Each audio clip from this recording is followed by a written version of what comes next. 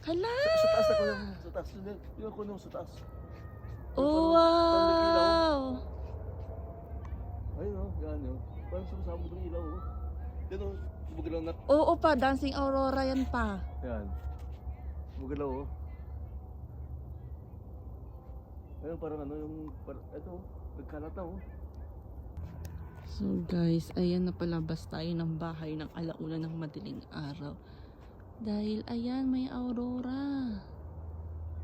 Oh, ang liwanag. Oh. Ang liwanag ng aurora, ang lakas. Oh, see? Yung si Papa.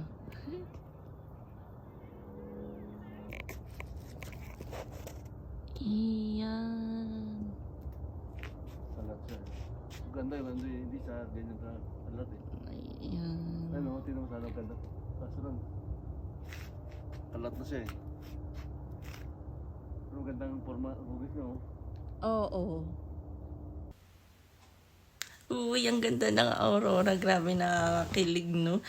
Actually, kanina madaling araw pa yan, 1 AM. Ngayon, hapon na. Hindi ko talaga siya na-i-vlog kasi nagmamadali ako niyan kasi kagagaling ko lang yan sa tulog. 12:30 AM, tinawagan ako ni Dada, natutulog ako. Tapos kasi siya nasa trabaho pa siya noon kasi ang uwi niya 2 AM. So 12:30 AM, tinawagan niya ako. Akala ko emergency, yung pala pinalalabas niya ako kasi nga may aurora. Nung narinig ko sabi niya, labas ka may aurora. Di dali-dali ako nag-bathrobe tapos lumabas ako.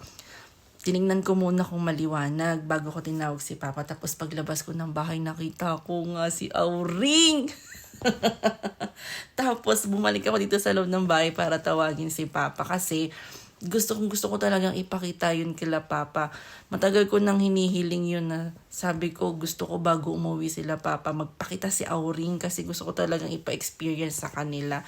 Kasi pauwi na sila Papa, 2 months na lang. Kaya hinihiling ko talaga na magpakita si Auring.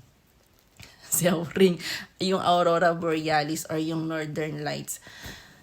Inihiling ko na magpakita bago man lang bumalik ng Pilipinas sila Papa. Ayun, napakalakas kagabi, grabe. Nakaka-amaze. Ganda, no? Kasi actually pangalawang saksi ko na yan ng Aurora Borealis. Yung pinakauna kong nakita, hindi masyadong maliwanag. Tapos ang bilis lang, parang 1 minute lang natapos na. Or hindi ko lang namin nasaksihan ng yung nag-i-start pa lang. Pero malabo kasi yung pinakauna eh. Yung kaninang madaling araw, yun apakalakas. Tsaka, ang tagal, halos 1 oras kami ni Papang nasa labas tinitignan yung aurora. At isa pa, napakaswerte ni Papa kasi lahat ng kulay ng aurora nakita namin. Usually kasi ang nakikita lang namin na aurora is kulay pink tsaka kulay green. Pero kaninang madaling araw, the best. Nakita namin lahat ng kulay which is kulay pink, green, violet, tsaka blue. Grabe ang swerte ni Papa. Nakita niya talaga si Mama, wala patulog-tulog, ayaw bumangon eh. Inaantok daw siya. Kaya yun, inggit na inggit kay Papa kasi si Papa nasaksihan talaga ng personal. Grabe, nakaka-amaze, no? Mamayang gabi, sabi may forecast ulit, tsaka bukas. So, abangan ko ulit mamayang gabi. Pero mukhang malabo kasi, maulap.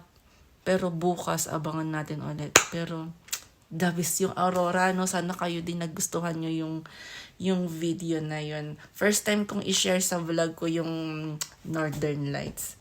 Napakaganda, no? Nakaka-amaze. So, ayun lang. Na-i-share ko lang sa susunod.